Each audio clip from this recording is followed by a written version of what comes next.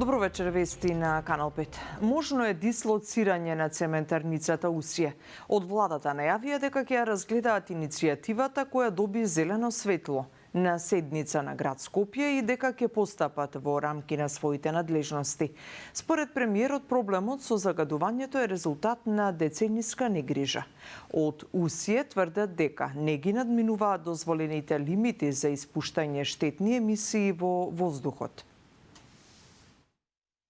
Ако Усие е проблем за граѓаните, дислокација не е проблем за владата, кажа премиерот Христијан Мицкоски на прашање за можно преместување на цементарницата, откако синоќа Советот на град Скопје едногласно ја прифати иницијативата на Зелен хуман град за дислокација на фабриката. Мицкоски кажа дека првично ќе ги разгледаат заклучоците на Советот на град Скопје за прифатената иницијатива, па потоа ќе се прават конкретни чекори во рамките на надлежностите. Да ги видиме заклучоците од град Скопје, кои што ќе стигнат, бидејќи се уште не сме имале можност да ги видиме, и нормално дека ние согласно ингеренциите кои што ги имаме ќе постапиме. Од тоа што можев да го слушнам во јавноста, се бараат воредни инспекцијски контроли, надзор континуиран, тоа не е никаков проблем и сега тоа функционира. Што се однесува до дислокација, и тоа не е никаков проблем што се однесува до владата. Така што сето она кое што е проблем за граѓаните и проблем за владата.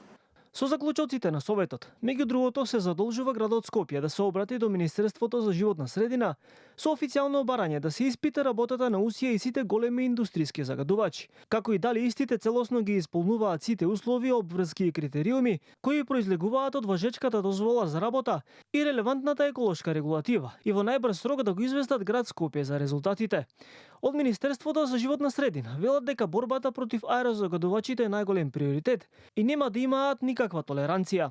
Со вонредни инспекцијски надзори ќе се испита состојбата на терен со обврските кои произлегуваат од поседувањето на ваквите еколошки дозволи, соопшти од Министерството за животна средина.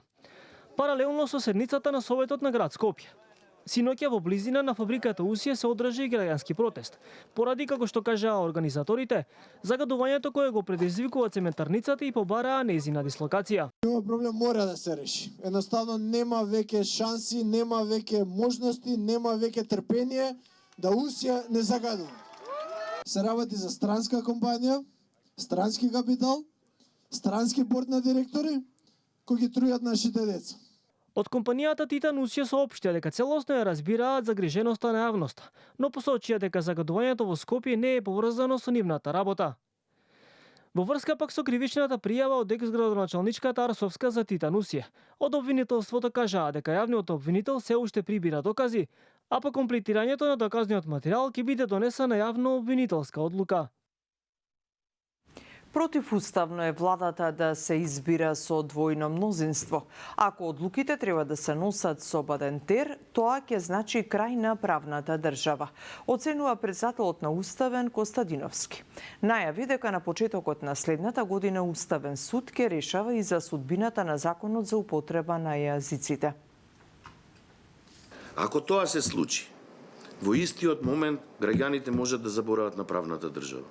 Во истиот момент можат слободно да стават клjuč и да затворат оваа институција, нема потреба од незиното постоење.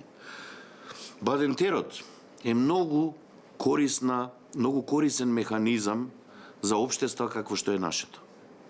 Многу корисен. Но каде? Во политичките органи.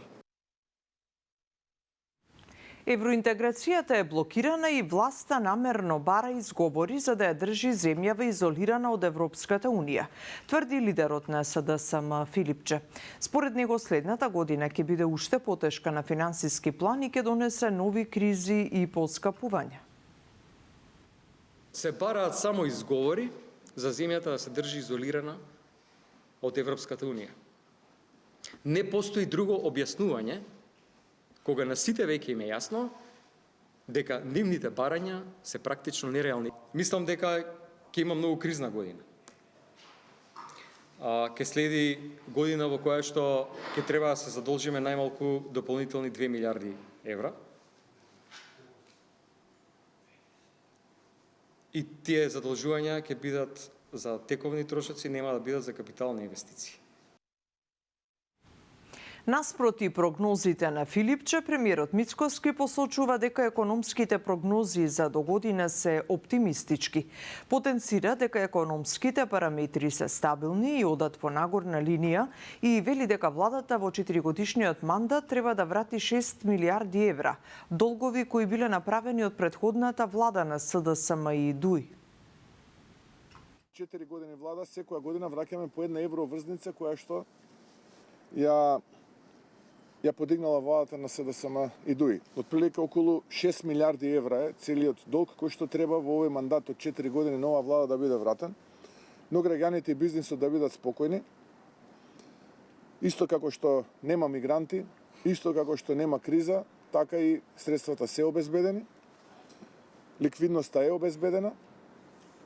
Нормално е дека водството на план и на идеи од страна на опозицијата ќе слушаме ваков тип на пораки кои што има за цел да внесат страв и немир кај граѓаните. Важно е дека економските параметри се стабилни, одат во нагорна линија. Оптимистички се прогнозите за следната година кога станува збор за македонската економија. Инфлацијата се намалува, расте извозот. Значително е намален бројот на регистрирани сообраќајни прекршоци во тест периодот на безбеден град, информираше министерот Тошковски, кој потврди дека во градските средини ќе се казнува доколку пречекорената брзина надминува 56 км, а не 50.